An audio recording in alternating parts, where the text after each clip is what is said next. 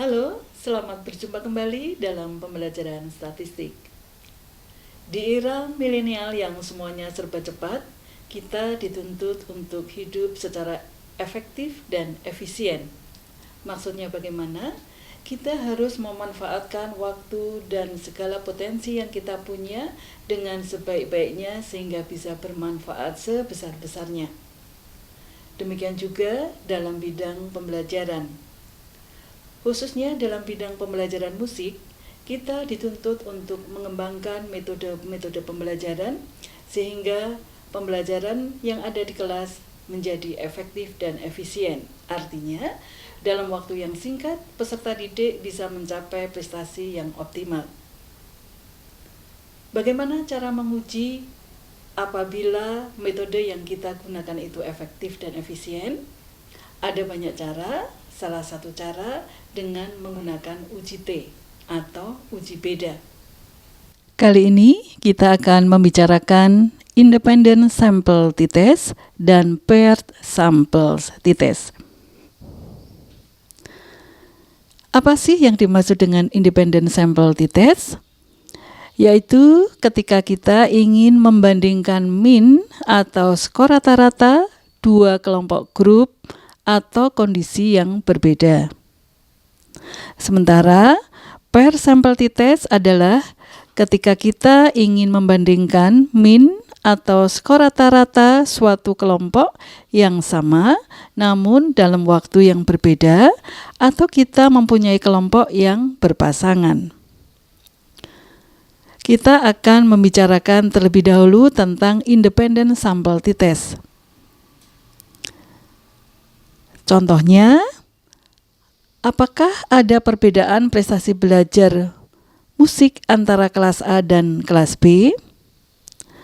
Contoh yang lain, apakah ada perbedaan penggunaan metode A dan metode B terhadap prestasi hasil belajar?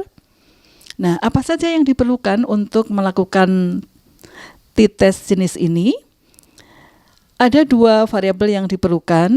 Yang satu adalah categorical variable dependent atau variabel bebas kategori atau variabel kategori yang mempengaruhi. Contohnya gender, yaitu jenis kelamin, laki-laki atau perempuan, kelompok, misalnya kelompok A, kelompok B, atau kelompok dengan IQ tinggi, IQ yang sedang, dan lain sebagainya, dan asal sekolah, misalnya anak-anak berasal dari sekolah umum atau dari sekolah kejuruan.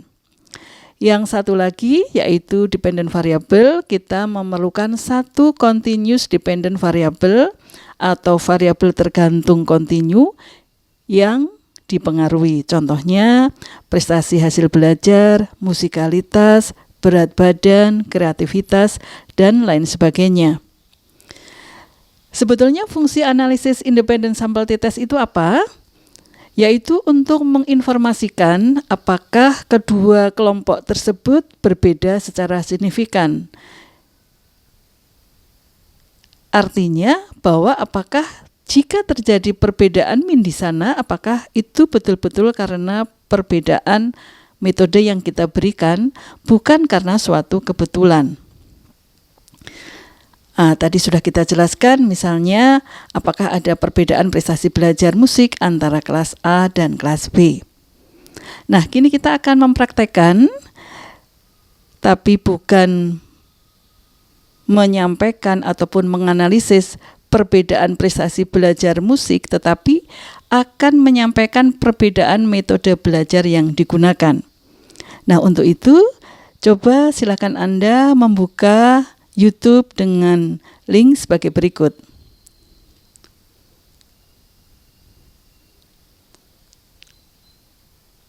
Yang pertama adalah link ini.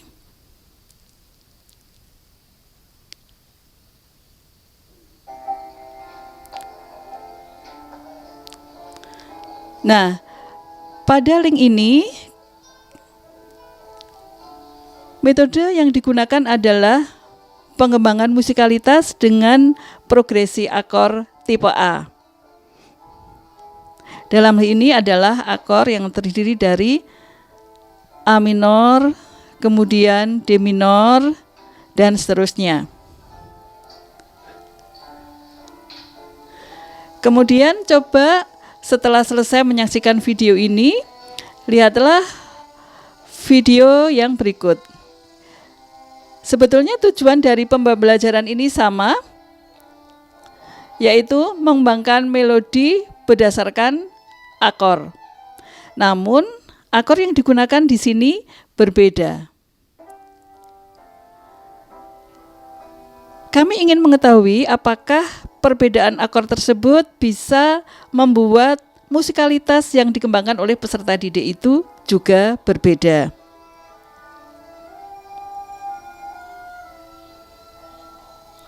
Baiklah, setelah memperhatikan dua video tadi, umpamanya ya, ini tapi tidak sebenarnya, bahwa saya memperoleh angka-angka sebagai berikut. Dari kelompok A ada 36 peserta, kelompok B juga ada 36 peserta.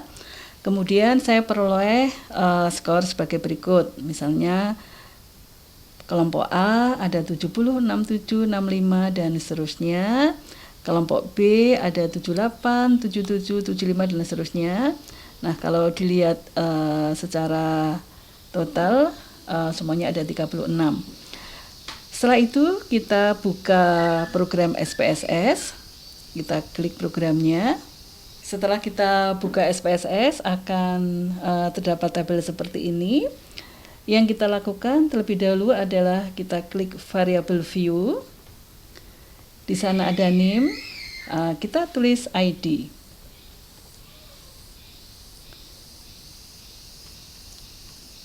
Untuk desimalnya mungkin kita tidak perlu dua angka di belakang 0 ya. Jadi desimalnya 0. Kita beri penjelasan yang lebih jelas, identitas di bagian label. Kemudian pada berikutnya bahwa kita mempunyai dua grup. Katakanlah yang A adalah kelompok kontrol dan yang B adalah kelompok eksperimen. Kita tuliskan di sini grup.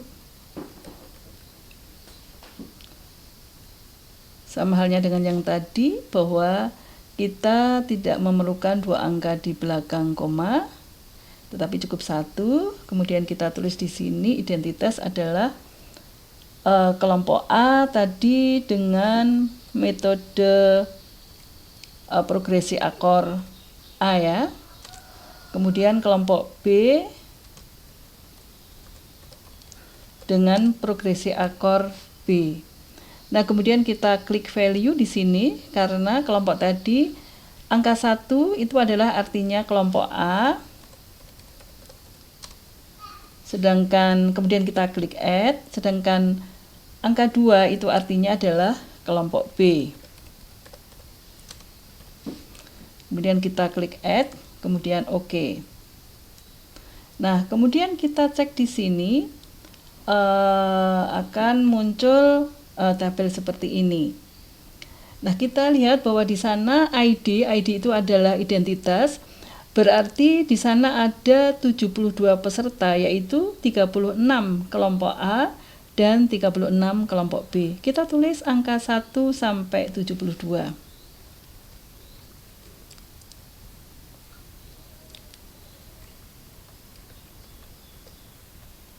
Ya. Nah, setelah kita menuliskan angka 1 sampai dengan 72, pada bagian grup itu kita beri tanda. Grup itu adalah tadi identitas dari nomor 1 sampai 36 adalah kelompok A. Kita beri angka 1 semua sampai nomor 36. Kemudian mulai urutan 37 kita tulis angka 2. Nah, sudah. Nah, setelah itu kita masih punya satu variabel lagi yang belum kita tuliskan, yaitu kemampuan berimprovisasi. Kita klik variabel view, kemudian kita tulis di sini improvisasi.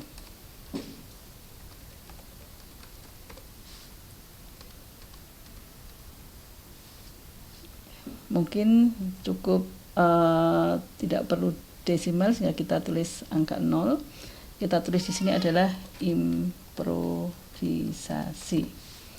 Nah, setelah kita berikan kolomnya, kita pindahkan angka yang kita peroleh dengan cara yang biasa, yaitu dengan copy paste ya. Kita blok dulu yang kelompok A.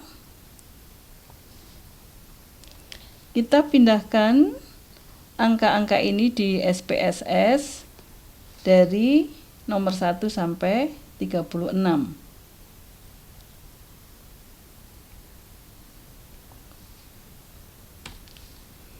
Kemudian yang di kelompok B kita blok lagi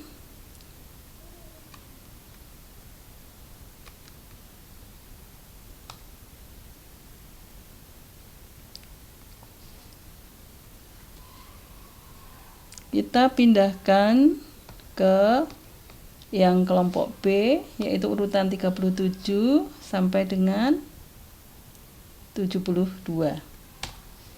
Nah, kita sudah selesai memasukkan datanya. Sekarang kita melakukan analisis uji T. Yang kita perlu lakukan adalah yang pertama, kita klik analyze di atas ini. Kemudian compare mean, kemudian independent sample t-test. Nah, setelah didapatkan seperti itu, kemudian pindahkan dependent variable yang sifatnya continuous kepada test variable, yaitu improvisasi. Setelah itu pindahkan independent variable kategorikal, dalam hal ini adalah kelompok ya atau grup tadi, kita pindahkan ke grouping. Nah, di sini akan muncul tulisan define. Kita klik define, kemudian kita tuliskan grup 1 tadi dengan angka 1. Kemudian grup 2 juga dengan angka 2. Kemudian kita klik continue. Kemudian kita klik OK. Nah, kita sudah dapatkan hasil dari analisis t-test yang kita lakukan. Kita bisa cek grup statistik di sini, kita mendapatkan bahwa jumlah peserta sudah benar, yaitu masing-masing kelompok ada 36. Adapun rata-ratanya diperoleh kelompok A 68,47, kemudian kelompok B 73. Nah, kemudian kita melihat pada tabel di bawahnya, yaitu tabel independent sample t-test. Di sini kita peroleh bahwa improvisasi ini karena Laveness itu adalah uji untuk varians. Jika variansnya itu signifikansinya di atas 0,05, berarti kita tidak melanggar asumsi bahwa varians itu homogen atau sama. Tapi bila misalnya kita mendapatkan angka Laveness-nya itu di atas 0,05, itu kita melanggar asumsi tersebut. Tapi jangan khawatir karena SPSS menyediakan data di bawah ini untuk yang kalau variansnya tidak sama ya. Berarti karena tadi variannya itu adalah sama, kita membaca yang di atas itu kita baca pada bagian signifikansi. Nah, ternyata di sini signifikansinya itu ada 0,00. Artinya terdapat perbedaan yang signifikan antara kelompok A dan kelompok B. Sehingga bisa disimpulkan karena min kelompok B itu lebih baik daripada kelompok A, maka bisa disimpulkan bahwa metode improvisasi tipe B itu lebih baik daripada metode improvisasi tipe A. Nah, demikianlah caranya untuk mengetahui Metode-metode apa, metode-metode yang terbaik yang bisa kita gunakan. Dengan cara demikian, maka kita bisa lebih memanfaatkan segala sesuatunya lebih efektif dan efisien. Baiklah pemirsa, berarti Anda sudah menguasai independent sample t-test, yaitu apabila kita ingin membandingkan dua kelompok. Namun bagaimana bila kita tidak mempunyai dua kelompok? Kita hanya mempunyai satu kelompok. Kita bisa melakukan analisis uji beda yang dinamakan dengan pair sample t-test. Nah, kita lihat video yang satu ini.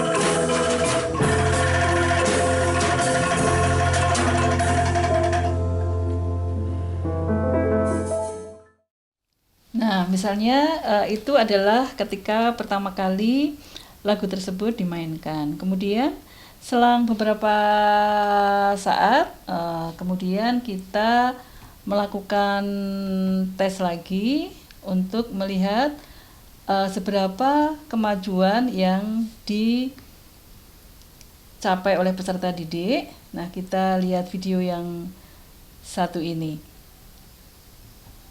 Baiklah, seumpama dari hasil pengamatan tadi, kemudian saya melakukan pengukuran terhadap dua penampilan tadi, dan saya memperoleh data sebagai berikut. Ketika awal pembelajaran, itu skor yang dicapai peserta didik adalah 70, 67, 65, 67, dan seterusnya. Kemudian ketika beberapa saat kemudian dicapai skor 75, 71, 72, 74, 77, dan seterusnya. Saya ingin mengetahui apakah perbedaan kedua skor itu signifikan. Caranya sama dengan yang tadi, hanya sedikit ada perbedaan. Di sini kita tulis ID-nya terlebih dahulu. Sama dengan yang tadi, tidak perlu dengan desimal, kita tulis secara lengkap identitas.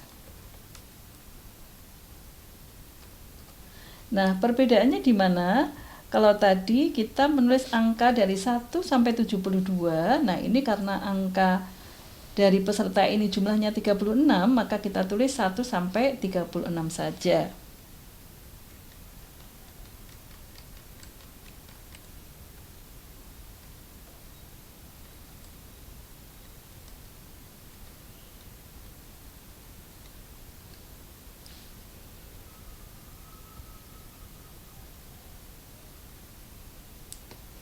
Kita cek jumlahnya. Nah, betul 36. Kemudian kita tuliskan pada variabel yang selanjutnya, yaitu variabel pretest dan posttest ya. Kita tulis pretest. Ini adalah desimalnya juga 0. Kemudian pretest bermain musik bisa dituliskan di sini atau bermusik.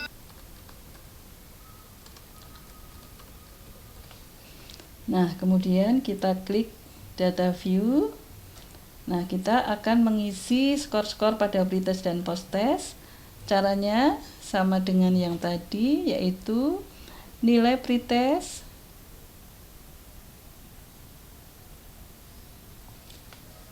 kita blok, kemudian kita Ctrl C, kemudian kita pindahkan ke bagian pretest ini.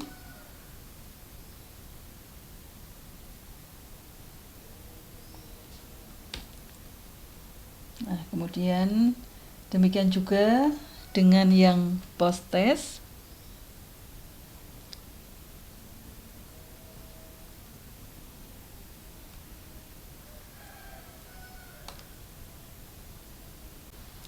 Nah, setelah kita blok, kita copy, kita masukkan pada bagian posttest.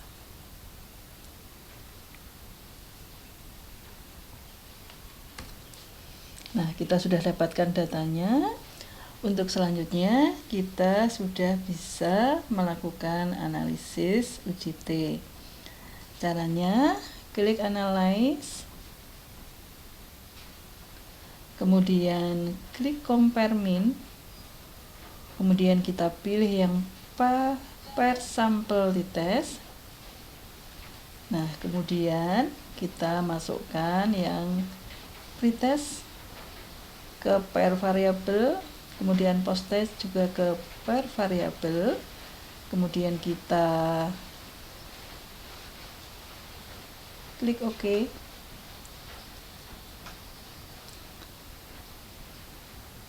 Nah, kita sudah dapatkan datanya adalah sebagai berikut. Kita melihat minnya dari pretest ada 68,47, posttest 71,5, berarti ada peningkatan, tetapi kita perlu pastikan apakah peningkatannya itu signifikan atau tidak. Nah, kemudian kita melihat untuk selanjutnya hasilnya adalah seperti ini. Ternyata hasilnya di sini adalah signifikan. Berarti ada perbedaan yang signifikan atau berarti antara posttest dan pretest. Dengan demikian dapat dikatakan bahwa metode Kodae yang diterapkan pada proses pembelajaran tersebut dapat meningkatkan prestasi belajar musik. Baiklah pemirsa, Anda sudah menguasai cara menganalisis dengan UJT, yaitu Independent Sample T-Test dan Per Sample T-Test. Semoga bermanfaat.